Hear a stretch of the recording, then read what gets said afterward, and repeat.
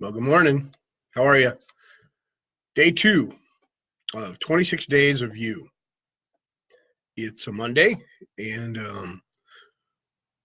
what we talked about on Sunday, what I briefly touched on Sunday, is what we were going to talk about. And we're going to take the mental health or mental well-being, excuse me, and emotional well-being. We're going to look at that for a week, and we're going to try and come up with some tools to help each other and see where we're going with that. And one of the comments I made in my research was that in most of the research that I came across when looking for ways to benefit or improve mental well-being, what I came across were people that were looking at the issues, mental instability and emotional instability, mental health issues, they would call them. And I thought about that. It's like, what I want the people that are positive, that have gone through to the other side, that can bring us forward. And I generally look for that in any kind of situation. I look for that leader who's been there before and can guide us through. That always works for me. And then I started looking at goal setting and thinking, okay, how can we help each other with this? And obviously, the first thing we need to do is set a goal. So today, day two of 26 days of you, mental well-being and emotional well-being, is I want you to set a goal, okay? And everybody's going to start tomorrow. Now, tomorrow never comes, right? So mark the date on your calendar. I'm not going to use the date today. I'd like to use these in the future for webcast or webinars and things. But so today for us, and what's tomorrow for you? What date is that? Write it down. That's the day you're going to start your goal. And I don't want any excuses. I got to go to church, or I got to go, shopping tomorrow, or tomorrow's a bad day for me. I'll work. Tomorrow's the day. Write the day down, okay? And today you're going to do something. You know what? Let's change the verbiage. Let's do this. Your goal starts today. Let's do that. I never did like tomorrow. Okay? Your goal starts today. And today, what you're going to do for your goal on emotional well-being or mental well-being, whatever, I think they kind of go hand in hand, but you'll see differences in division on how we handle and approach each topic as we go forward. So set your goal, okay? Now, in order to set a goal, what do you have to do? You have to have a beginning and kind of a marking point. I don't want to say end, but you have to have a marking point to look back and see where you're at, right?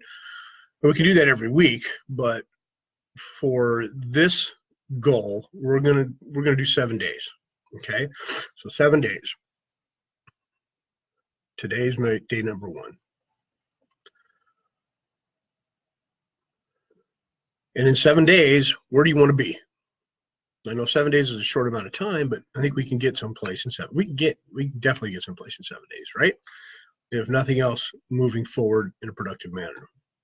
So 7 days. Now, what do we do next when we set our goal? Yeah, you got to have a clear vision of what it is you're trying to attain or you're going to attain. And you also need a path to get there. This is where the logic, it's not the only logic, but the logic of looking at the issue came up for me. Maybe some people are unclear what it looks like to be emotionally well-balanced or have emotional well-being or mental well-being. What does that really mean? And if you can't clearly define it or can't clearly look at it, how in the world are we ever going to know if we're there? We might be there now. So in going back to when I did my research and people were saying things, starting with the problem, I realized that maybe this is part of the issue. Maybe, for me, I can't clearly define personally what emotional well-being is. I can't clearly define it. I could make some stuff up, right? So I'm still looking for that definition. What does mental well-being really how can you really define that? Is it the happiness Is it, you know, what we did for the last webinar we were talking about, we did the challenge, and positivity is being positive. Part of, I'm sure it's part of mental well-being and emotional well-being, but is that all? Is that it? Is it that simple? Am I trying to make it too big? And I'm still looking for that. So for all of us, what we need to do first, we've set our goal. We started today, and we're going to go 7 days. And as we approach the end of it, we'll need a marking point to see what we're looking like, or what things are moving forward. So we're going to retouch on some of the tools that we used for the positivity, because that's definitely a part of it, right? For me, it's definitely a part of emotional and mental well-being, is being positive and being happy. Those are two things I think would make us emotionally and mentally well, physically fit. How's that? Mentally and emotionally fit. All right, so I need your help. What I want you to write down a few things and then share them with me. So as we move forward through this, what does it mean to you to be emotionally fit? What does it mean to you to be mentally fit? Now, you can use others if you want. You can look at others and say, okay, they're not what I would consider emotionally balanced or emotionally fit, or they're not mentally fit. And you can look at others and go, yes, that's what I think emotional balance is, or mental fitness is. And we can use that as markers. It's always a good thing to have a mentor and look forward to that, right? Or you can just go within yourself and say, I'm tired of feeling depressed all the time. Well, you need to define depressed. Give me some physical traits of your depression. And I can probably make up a few of those too, Give me your emotional state of mind or being when you feel your worst. Some people reached out and said, these are the things I struggle with. I'm not sure what they were meaning, because they didn't specifically say what these meant.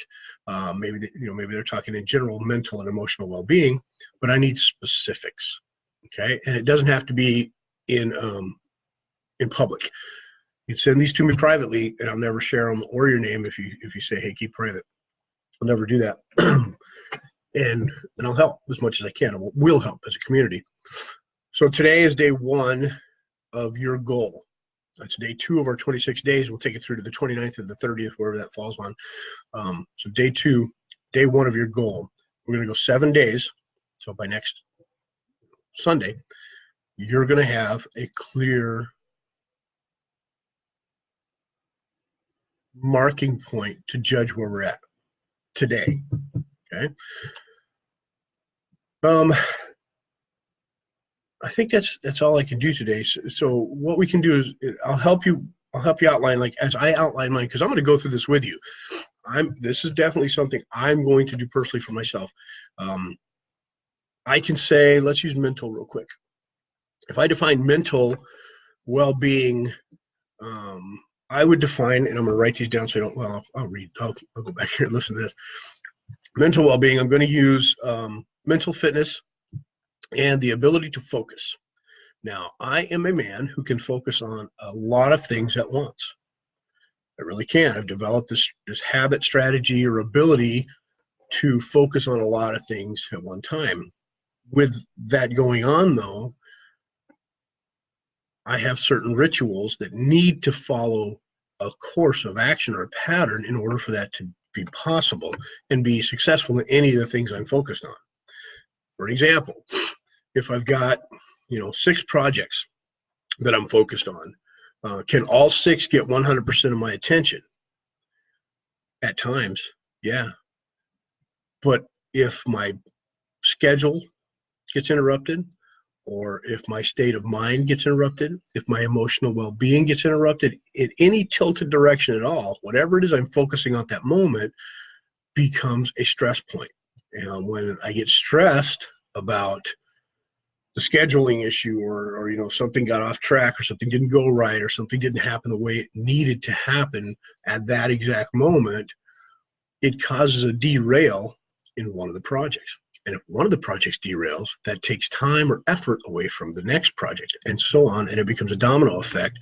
I am always capable of regathering my focus, but always to the detriment, and always, and I'm using these words always. I say up to this point, okay, so I can change it.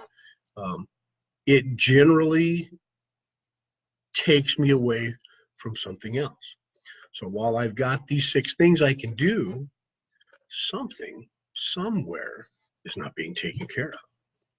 Now, I've heard it said, and it was told to me that you have certain areas of your life that you give your main focus to. And the way you can tell which areas get your main focus are the ones you're thriving in. Are you thriving in your business? Maybe your relationships aren't doing so well. Are you thriving in your relationships? Well, maybe your finances aren't doing so well. Are you thriving in your finances? Well, maybe your health isn't doing so well. Get what I'm saying?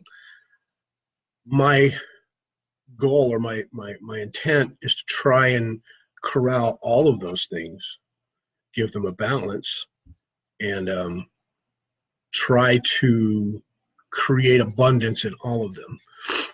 So for my mental well-being, what I would like to do would be able to learn to corral everything that I have going on under one main roof. Up to this point, it hasn't been possible. Up to this point. But through this exercise, I hope to define for myself what I need to, what it looks like, what is it going to look like. Now, that's going to be a big challenge, and I'm up for it. Okay. And when I say that, what I mean is I haven't been able to do it yet. I have a lot of things going on in my life. I have a lot of balls in the air, so to speak, and I can feel when I shift to focus on this area because I recognize, okay, my relationship is golden, but my finances aren't where I need them to be. Need them to be. So I shift and focus, and then I start thinking, am I letting my relationship, down a little bit because I'm focusing here, and here, and it's coming together. But I'll share with you as much personal things as I can to see if you're going through the same things. Okay, so for me, mental well-being would be the ability to focus on more than one thing, if necessary, to a point to where they all fit for the same purpose or the same greater good. Once I can outline that and divide my attention equally to the main 2 or 3 things, and everything fits in there, I think that's mental focus for me, sharp focus. Now, I'm also capable of laser focus. And what I mean by that is I can put one thing in front of me and focus intently on it to the point to where I drive people nuts with how much I know, how much I think, how much I've learned, how much I'm doing, what I'm accomplishing by it. Now, I don't judge myself based on other people's thoughts or feelings, but I know that I've seen that reaction before. So I know I have the ability to laser focus. When I do laser focus, do other things in my life miss the attention that they need. So for me, mental focus is going to be about that. Mental well-being is going to be about that. Another issue that I have discovered is my memory. Once I went through some of the treatments I went through for the illness a little while back, I lost some short-term memory.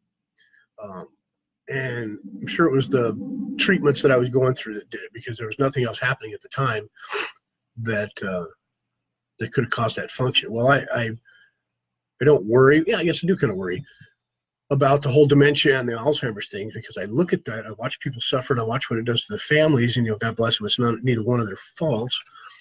But if it's preventable, it needs to be preventable. It's something that I definitely am focused on because of my abilities. I really don't want to get to a point in my life where I can't remember the people I love and then hurt people because of it. It's not something I want to do. So my memory is something I will be rebuilding through our challenge. I know that there are games. I know that there are things you can do to help with your memory. I'm not looking for tricks. I'm not looking for tricks on how to remember, things. I know that there are things out there that help that, but I'm looking for that cognitive focus, the ability to connect and relax and calm down, that gives you that that peace of mind, that state of being to where things that occur are there. They're yours. Okay? So those are two things I'm working on for mental well-being. Emotional well-being, when I am focused on 6 or 8 different things and something derails, because everything has to be perfect in order for me to do all of those things, I get a little emotionally unbalanced. Do I get angry? No, I don't get angry. I get passionate. I get intent. I get intense. Usually with myself and sometimes outwardly with others. I think that expressing the emotions that you have is a healthy thing. However, how you express them is important. So for my emotional well-being, what I'd like to do is learn to express the emotions I'm feeling in an outward manner that's healthy and that doesn't lash out or hurt others. Because I know that words can hurt, and I know that emotional outburst, even if it's because you're mad or upset with yourself, we have a tendency to put it off on other people, and we can hurt them. So for my week, for my 7 days, those are the things I'm focused on. My mental well-being is going to be my memory. It's going to be my ability to focus and to corral everything that I think is important, everything that I know is important in my life, and be able to keep all of my actions congruently moving in that direction to have abundance in all of those areas. And I know it starts here. So that's my mental focus. And of course, the emotional balance, so the emotional well-being too. What about you? What are you going to focus on? What do you think it looks like? Give me some examples of what it is you want to attain. If you cannot come up with an example of what it looks like to be emotionally well-balanced or mentally fit, that's why that might be why you are where you are. You don't know what it looks like. You're not sure where you want to be with it. You're not, and all you've got is what you've got, right? So if you're not sure what it looks like, this is why I think people start with, this is the ailment, the disease, the problem, the issue, because you can define that. Sometimes when we're looking to become what we want to become, we have to start with what we're not, or where we are. And then where we are and what we're not, we can move away from. Some people motivate towards, some people motivate away from. In this instant, you may need to motivate away from. So if there's something that's not right in your life, in your mental or emotional well-being, let's start there and say, you know what? And I don't know. I don't know what that feels like either, or looks like. So tell me.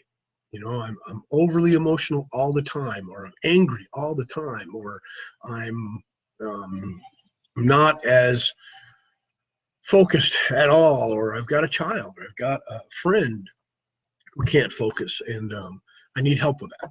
And people come to me all the time with this kind of stuff in the dojo. So let's do this. Are you ready? Day 1 of your goal, day 2 of our 26 days. It's a Monday, so it's day 2 for me in the week.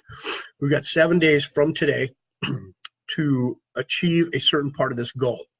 If we need to add another 7 days to it, or want to add another 7 days to this, we can make that decision as we're moving forward, right? But right now, it's going to be 7 days. I see a few of you online. How you doing, Andre? Myron's always up early. Good. Lori Hyde, how you doing, Lori? And Caleb Shetler. Mr. Shetler, how are you? So we're going to do this, and we're going to move forward. Got a student here I get to go teach, so I'm going to say goodbye for now. I will see you tomorrow morning. It's Tuesday. I believe I am going to speak tomorrow. I think tomorrow's the day. Well, I better check, huh? With some kids in the probation division, the probation program here. They invite me back every year to go and help these kids. And I will share with you what I learned from there. I always learn something from these young kids that are in the probation system about what's going on in their lives. We'll see what happens from then. So tune in tomorrow. It's going to be early again, so probably 7 a.m.-ish. And I love you. And until we talk tomorrow, do your homework. Don't blow it off. Get a pen and paper out right now and do it, or type it out. I know I'm old. Type it out in your computer, whatever it is. Write it down. I want you to write today's date down. I want you to write 7 days from now, and this is what we're going to look like. If you need help with it, tune back in tomorrow. We'll try and come up with some of the things that other people shared. Do it. Do not blow it off. For those of you that are not interested in doing these things, that's okay. If you've got help for other people, share it with me. I'd love to hear somebody, I used to be that way and now I'm not because of this. But again, don't quote a bunch of books. I don't want quotes. Now, positive memes are fine. They really are. Positive states of expression are great, but I'm looking for personal experience. Now, we can motivate people with personal thoughts and cool little memes. We can definitely do that, but that's not what I'm looking for right now in these questions. I want real, concrete, hard-proven facts that happened to you and that benefited you. You cannot take somebody, you cannot be a leader and lead them someplace you've never been. Right now, I'm just a tour guide. Okay, I'm headed to that direction with you, and by the time I'm done, I will be able to take people from where I am or where we are right now to where they hopefully want to be. Okay, and I can't say need because that's me telling them what they want. All right, I love you very much. I will see you on Tuesday morning. Come check in with me about 7 o'clock, okay? Until then, peace.